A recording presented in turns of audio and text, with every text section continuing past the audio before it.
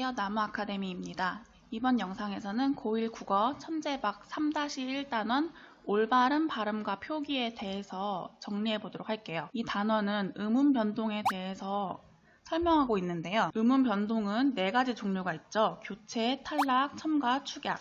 교체는 어떤 음운이 다른 음운으로 바뀌는 것. 탈락은 원래 있던 음운이 없어지는 것. 첨가는 없던 음운이 새로 더해지는 것. 축약은 두 음운이 합쳐져서 하나의 새로운 음운이 되는 것입니다.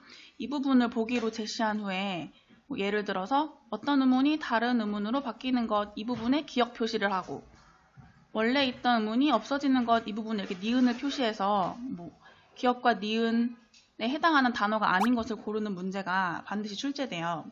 기출문제 14번을 보면 보기에 이렇게 음운 변동 종류가 제시되고 기억에서 리을까지 각 단어가 적절하게 연결되어 있는지 고르는 문제가 출제되었죠.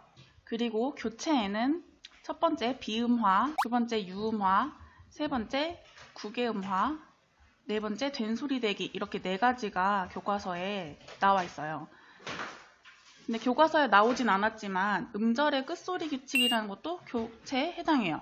음절의 끝소리 규칙은 음절의 끝소리 자리에 기역, 니은, 디귿, 리을, 미음, 비읍, 이응의 7소리 이외의 자음이 오면 이 7개의 자음 가운데 하나의 소리로 바뀌는 규칙인데요.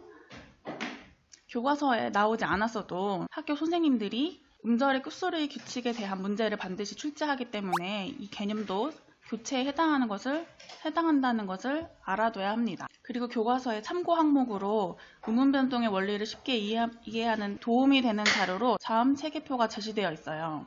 이 단원이 체계를 설명하는 단원은 아니잖아요. 하지만 이 표를 문제로 내는 학교가 굉장히 많습니다. 이 표를 그대로 문제로 내지 않더라도 이렇게 10번과 같이 비음화를 묻는 문제인데 비음화의 경우 조음 방법이 바뀌는 것인지, 조음 위치가 바뀌는 것인지를 묻는 거예요. 따라서 자음 체계표를 알고 있으면 문제를 푸는데 더 도움이 되겠죠. 그리고 그 다음에 된소리 대기가 일어나는 조건으로 3가지가 제시되어 있어요. 첫 번째, 앞 음절의 받침 기역, 디귿, 비읍 뒤에서 기역, 디귿, 비읍, 시옷, 지읒이 된소리로 소리나는 예. 두 번째는 용언이 활용할 때 어간의 받침 니은, 미음 뒤에서 어미의 자음이 된소리로 소리나는 예. 세 번째는 한자어의 받침 리을 뒤에서 디귿, 시옷, 지읒이 된소리로 소리나는 예인데요. 이 각각에 해당하는 조건과 관련된 규정을 제시하고 이렇게 제23항, 제24항, 제25항, 제27항, 제26항 조항을 제시한 후에 이 조항에 관련된 단어가 아닌 것을 고르는 문제가 반드시 출제됩니다. 그리고 교과서에 음운의 탈락으로 모음 탈락과 두음 법칙만 나와 있어요. 근데 모음 탈락 외에도 자음 탈락도 있겠죠. 자음 탈락 중에 특히 자음군 단순화는 음절의 끝소리 규칙과 마찬가지로 반드시 알아야 할 음운 변동 종류이므로 자음군 단순화도 꼭 개념을 정리하길 바랍니다.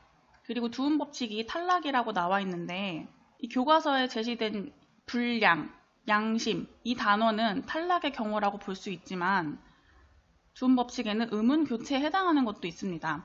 한자어 첫머리에 라, 레, 로, 레, 루, 르에서 리을이 니은으로 교체되는 것으로 예를 들어 미래, 내일이 있죠. 따라서 주음 법칙이 무조건 탈락이라는 것이 아니라는 거 주의해야 합니다. 그리고 마지막 음운 변동의 종류로 거센 소리 대기, 자음 축약이라고 하기도 하죠.